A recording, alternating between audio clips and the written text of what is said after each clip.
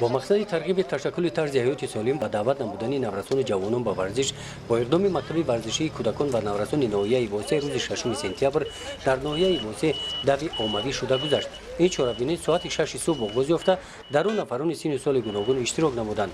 اشتراکچیان چهاربینی از کوچه مرکزی تا ورزشگاه مرکزی ناحیوی دویدند. تا به ورزشگاه رسیدن شماره آنها دوچند زیاد گشت. همه روزهای شنبه نفران کسب و کار گوناگون به ورزشگاه آمده و ورزش مشغول میشوند. ما هر روز شنبه را همچون روزی ورزش قید میکنیم. هر روز طلبه‌مون را جمع کرده زیاده از 100 نفر 200 نفر شاگردا را ای بیرون خلقی را جمع کرده دعوت می‌نماییم به همین ورزش.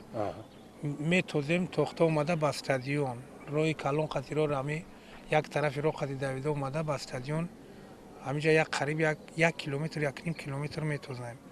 بعد یک نیم ساعت وری ابتوبی بدن دمیشیم باید جواب شد میتونیم. امروز به حد نقد اشتراک کردن. خیلی امروز یک 70-100 نفر اشتراک کرد. شاگردا هم اومدن نقد اشتراک شد. مکتب ورزشی کودکان و نورسان ناحیه واسه در عمومی گردیدن ورزش در سال 2016 در ناحیه واسه سمی ارزنده گذاشته است. از جانب کارمندان این مکتب ورزشگاه مرکزی ناحیه اطرافش در مسافت 200 متر دیوار گرفته شد. با تشبث دیرکتور مکتب سفرعلی خالف در داخل ورزشگاه برای کودکان و نورسان میدانچه ورزشی برای بازی فوتبال خرد ادامه دارد. در عرفه جشن 25 سالگرد استقلالیت دولتی جمهوری تاجیکستان این میدانچه مورد استفاده قرار داده می شود.